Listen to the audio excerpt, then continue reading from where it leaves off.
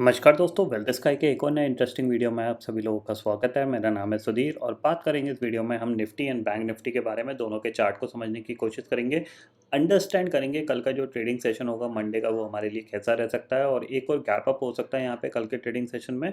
तो gap up के बाद हमें क्या करना चाहिए, इस चीज़ को हम समझने की कोशिश करेंगे। तो जल्दी से इस वीडियो को स्टार्ट करते हैं।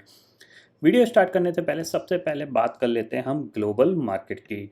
ग्लोबल मार्केट में जैसा कि मैंने आपको फ्राइडे एनालिसिस में भी बताया था कि यूएस मार्केट कहीं ना कहीं अपने लाइफ टाइम हाई को हिट करने की कोशिश करेंगे। अगले 1-2 महीने यूएस मार्केट के लिए बहुत अच्छे होने वाले हैं और वैसा ही यहाँ पे होता हुआ दिखाई दिया। फ्राइडे के ट्रेडिंग सेशन में जो डाउ जोन्स था वो आपको 700 पॉइंट चढ़ के बंद हुआ और नैस्डैक भी करीब 139 पॉइंट चढ़ के बंद हुआ। एक कंटिन्यूसली एक नैस्डैक में ब्रेकआउट है और डाउ जोन्स में आपको फ्राइडे के ट्रेडिंग सेशन में ब्रेकआउट देखने को मिला। देखो आप, एक ही ट्रेडिंग सेशन में इसने ऑलमोस्ट अपने सारे रेजिस्टेंस क्रॉस कर लिए हैं।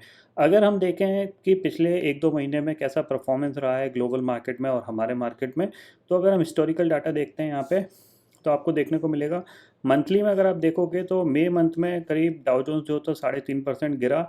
उस 3.5% की भरपाई इसने एक दिन में कर दी है और करीब 2.5% ऑलरेडी इस मंथ में ऊपर हो चुका है। ठीक है, नैस्डैक की बात करते हैं तो नैस्डैक को देख लेते हैं। यहाँ पे हिस्टोरिकल डाटा में जाएंगे और हमें देखने को मिलेगा मंथली चार्ट पे नैस्डैक कंटिन्यूसली आप देख रहे हो मार्च से ये कंटिन्यू चल रहा है। आपको मार्च मंथ में ऑलमोस्ट 9.5% का रनअप, अप्रैल में ऑलमोस्ट एक कंसोलिडेशन, मई में ब्रेकआउट करीब करीब 7.5% और जून में स्टिल अभी भी 2% चल चुका है। यानी अगर आप टोटल करते हो 4 महीने का तो ऑलमोस्ट देखा जाए तो करीब करीब हम इसको एक्सपेक्ट कर सकते हैं कि 18-19% ये चल चुका है। ठीक है ना।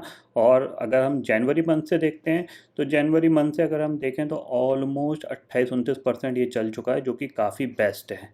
ठीक है ना। और निफ्टी की बात कर लेते हैं तो निफ्टी को देख लेते हैं। तो निफ्टी के हिस्टोरिकल में अगर हम जाते हैं तो हमें देखने को मिलेगा निफ्टी मंथली में देखा जाए तो हमारे पास अप्रैल मंथ में 4% चला था, मई में करीब 2.5% और जून मंथ में अभी फ्लैट है। ठीक है। बैंक निफ्टी को देख लेते हैं तो निफ्टी बैंक को भी हम यहाँ पे देख लेते हैं। निफ्टी बैंक में देखेंगे तो यहाँ पे हमें देखने को मिलेगा मार्च में कंसोलिडेशन हुआ, जून में आपका मंथली में जाते हैं। हाँ, अप्रैल महीने में 6% चला है, मई में आपका 2% और जून में अभी आपको हमें दिख रहा है आधा परसेंट नीचे है। मार्च मंथ में कंसोलिडेशन था, फरवरी में कंसोलिडेशन था, जनवरी में 5% की गिरावट थी। तो पिछले 3 महीने का अगर हम एवरेज देखें तो कहीं ना कहीं जो बैंक निफ्टी है उसने आउट परफॉर्म किया है कंपेरिजन टू निफ्टी। ठीक है। अगर हम ओवरऑल स्टैंडिंग देखें यहाँ पे तो हम कहीं ना कहीं 2% लैग कर रहे हैं ग्लोबल मार्केट से। तो 2% की तेज़ी निफ्टी को नया लाइफ टाइम हाई पे ले जा सकती है। ये चीज़ हमें दिमाग में सेट रखनी चाहिए। ठीक है। अब यहाँ पे देखो, अगर हम इंडेक्सेस फ्यूचर्स में यहाँ पे जाते हैं तो S G x Nifty around close हुआ है 18,736 पे। तो हम अगर हम प्रीमियम हटा दें तो एक्सपेक्ट कर सकते हैं कि हमारे 18,600 के आसपास या 18,590 के आसपास खुल सकते हैं या 600 के आसपास खुल सकते हैं। ये चीज़ आप क्लियरली ध्यान में रखिएगा। ठीक है। अब चलते हैं अपने मार्केट में। अगर हम ऑप्शन चेन डाटा को देखें तो यहाँ पे हमें देखने को मिल रहा है 18,600 की कॉल पे 1 करोड़ का ओपन इंटरेस्ट खड़ा हुआ है कॉल साइड पे। पुट साइड पे 58 लाख का है और 18,500 की पुट पे करीब 1 करोड़ 2 लाख का ओपन इंटरेस्ट दिख रहा है। कॉल साइड पे कितना है, 77 लाख का ओपन है। इसका मतलब क्या है, कहीं ना कहीं जो पुट राइटर्स है उनको कॉन्फिडेंस है कि निफ्टी 18,500 के नीचे क्लोज नहीं होगा। ठीक है। चार्ट पे चलते हैं तो चार्ट पे अगर हम देखें यहाँ पे तो मंथली चार्ट पे स्टिल प्राइस एक्शन पॉजिटिव है और एक्सपेक्टेशन ये है कि अगर ये ब्रेकआउट आता तो चांसेस बन सकते हैं कि निफ्टी इस बार 19,000 का लेवल भी टेस्ट कर सकता है। ठीक है। बट वो कहानी 1-2 दिन की नहीं है, वो 1-2 महीने की कहानी है। तो उसको 1-2 महीने पे छोड़ देते हैं। वीकली चार्ट पे चलते हैं तो वीकली चार्ट पे हमें क्लियरली दिख रहा है प्राइस एक्शन पॉजिटिव बना हुआ है। यहाँ पे कोई भी नेगेटिविटी फिलहाल हमें नहीं दिख रही है प्राइस में। तो आपको यहाँ पे पॉजिटिव साइड पे ही ज़्यादा फोकस करना चाहिए। ठीक है। डे चार्ट पे चलते हैं तो डे चार्ट पे हमें देखने को मिलेगा यहाँ पे डे चार्ट है और क्लियरली दिख रहा है कि पिछले हम 3 दिन से कंटिन्यूसली एक कंसोलिडेशन कर रहे हैं, एक रेंज के अंदर स्टक हैं। हालांकि थोड़ी बहुत सेलिंग देखने को मिल रही है बट ये कंसोलिडेशन है, क्योंकि एक अच्छे मूव के बाद एक कंसोलिडेशन आना ज़रूरी है, तभी मार्केट हायर लेवल पे सस्टेन कर पाता है। दूसरी चीज़ यहाँ पे अगर हम 50 मिनट के टाइम फ्रेम पे चलते हैं तो हमें देखने को मिलेगा कि हम एक रेंज के अंदर स्टक हैं, जो कि बहुत अच्छी चीज़ है क्योंकि जब भी इस रेंज का ब्रेकआउट या ब्रेकडाउन आएगा तो हमें एक अच्छा मूवमेंट हमें देखने को मिलेगा। तो जाहिर सी बात है आपको इस चैनल के बाद जिस साइड ये ट्रेड करने की कोशिश करे, 5 मिनट मान लीजिए ये ऊपर ट्रेड करना स्टार्ट करता है तो डेफिनेटली आपको कॉल लेके काम करना चाहिए। पहला टारगेट आपके पास सीधा सीधा है 18,661 का और दूसरा टारगेट आपके पास 18,700 का। नीचे निकलता है तो नीचे की साइड पे आपको डेफिनेटली यहाँ पे सेल करना चाहिए। जो टारगेट हो सकता है वो आपके हो सकते हैं यहाँ पे 18,420 का। ठीक है, इतना आपको क्लियरली समझ में आ गया निफ्टी का। तो निफ्टी का ये व्यू है, यहाँ पे आपको कोई बड़े टारगेट के लिए अप्रोच नहीं करना है, आपको 50 से 70 पॉइंट के टारगेट के लिए अप्रोच करना है। अगर 50 से 70 पॉइंट आपको स्पॉट पे मिल जाते हैं तो आपका जो भी ऑप्शन है, जितना भी प्रॉफिट दे रहा है, वो आपको अपना बुक कर लेना चाहिए। ये लॉजिक आपको लेके अपने दिमाग में ज़रूर चलना चाहिए। और कल मैं एक्सपेक्ट करता हूँ कि हमारे मार्केट में भी एक ब्रेकआउट आ सकता है, क्योंकि कहीं ना कहीं ग्लोबल मार्केट में जो ब्रेकआउट है तो वो जो तेज़ी है वो कंटिन्यू बढ़ती हुई दिखाई देगी, तो हमारा मार्केट ज़्यादा लैग नहीं कर पाएगा।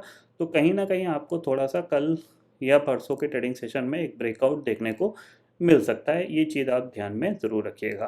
ठीक है, बैंक निफ्टी में चलते हैं। तो बैंक निफ्टी अब देख सकते हो, अब बैंक निफ्टी यहाँ पे क्या कर रहा है यहाँ पे।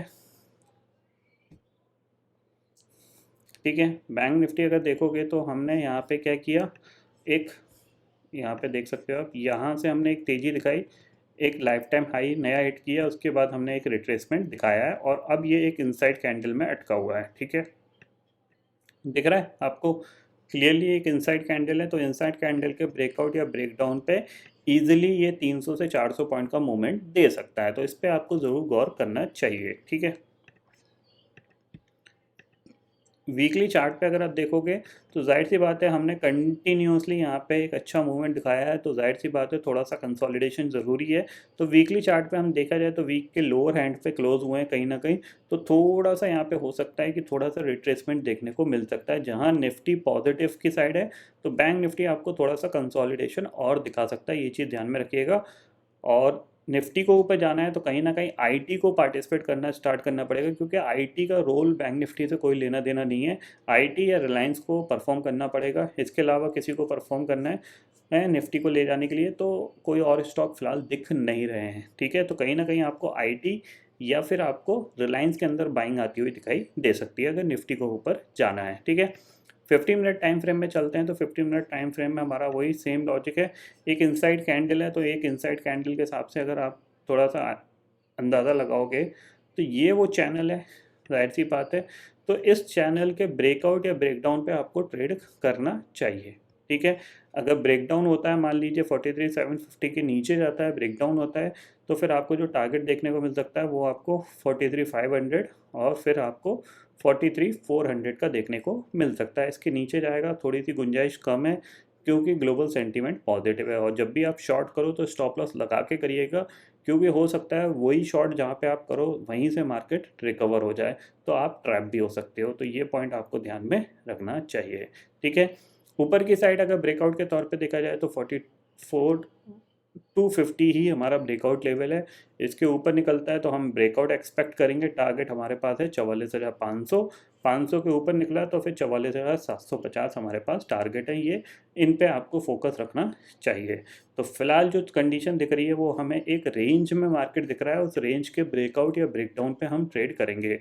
ब्रेकआउट होता है तो 100% ट्रेड करेंगे, ब्रेकडाउन होता है तो स्टॉप लॉस लगा के ट्रेड करेंगे। ये पॉइंट आपको ध्यान में रखना है। तो निफ्टी के लिए लेवल है 18,580, इसके ऊपर सस्टेन करता है 5 मिनट की एक कह सकते हैं ग्रीन कैंडल बनती है, क्लोजिंग मिलती है इसके ऊपर, तो फिर हम बाय करके काम करेंगे। टारगेट हमारे पास है 18,660 का। ठीक है, सेम चीज़ बैंक निफ्टी में है। बैंक निफ्टी अगर आपका 44,200 के ऊपर या 250 के ऊपर सस्टेन करना स्टार्ट करता है तो हम यहाँ पे लॉन्ग करेंगे। टारगेट होगा हमारे पास 44,500 का।